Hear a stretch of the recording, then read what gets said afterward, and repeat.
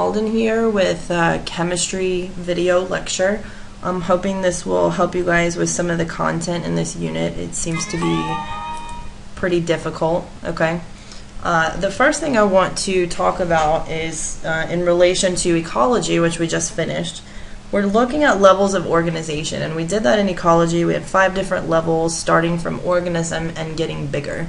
In cells and chemistry, we are working our way down and looking at things that are smaller. So we know the basic unit of living things is a cell because all organisms are made of them. Okay, you learned this in middle school. It should not be news.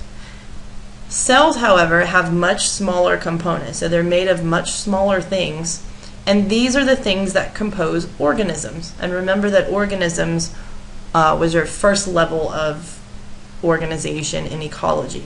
Okay, so ecology again is starting with organism and getting larger, and cells is starting with organism and getting smaller. Okay, those are way smaller than organisms. Here we've got all of our levels of organization that we'll look at in cells.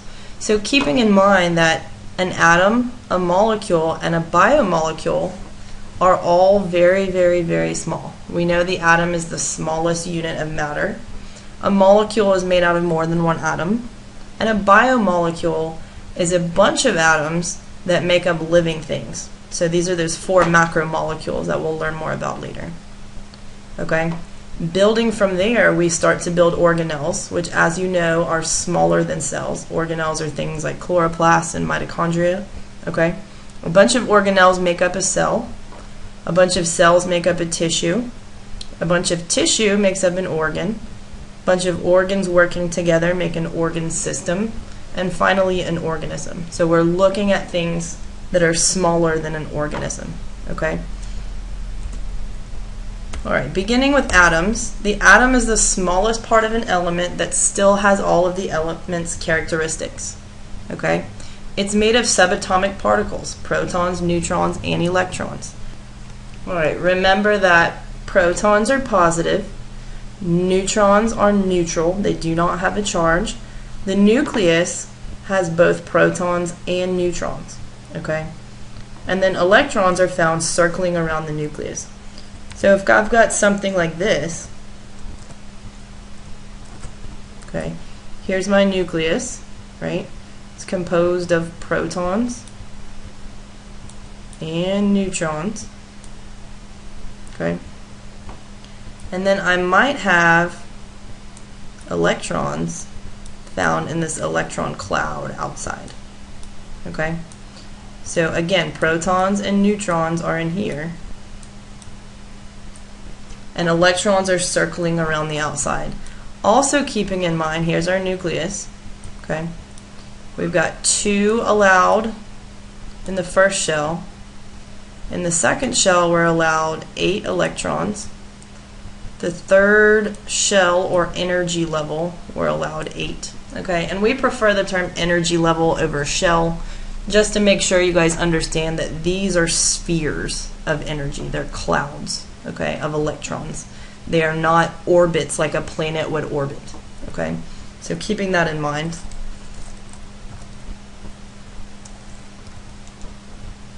Okay. Alright, all elements are made of atoms. So we've talked about the periodic table of elements. Okay? An element is a pure chemical substance consisting of a singular type of atom. So only one type of atom can exist and still be called an element. We might have a ton of hydrogen, and that's still considered an element. Okay? One singular hydrogen is considered an atom.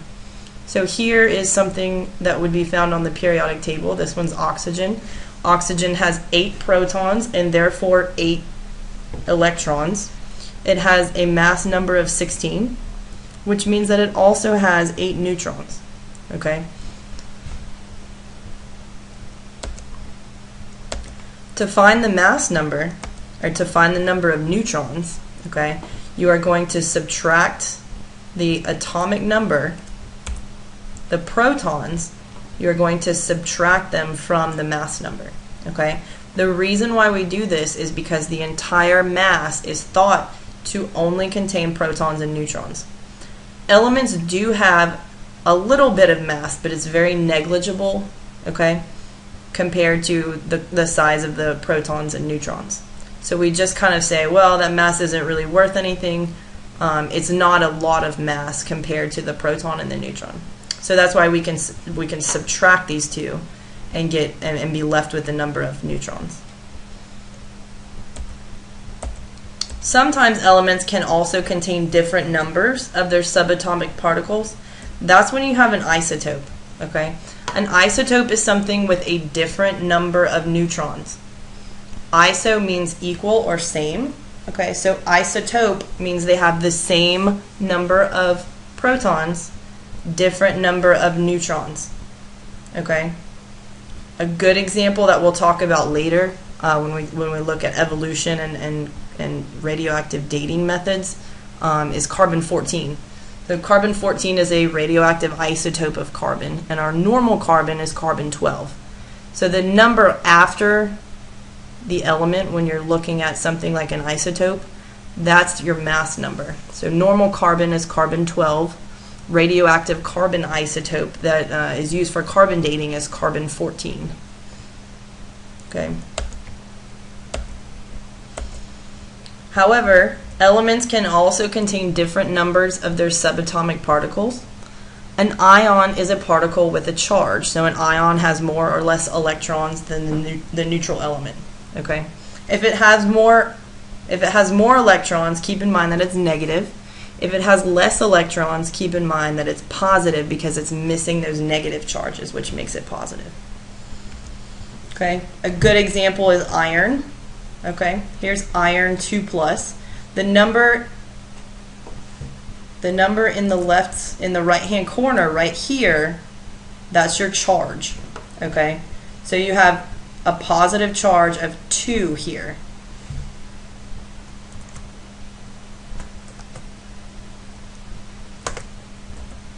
All right,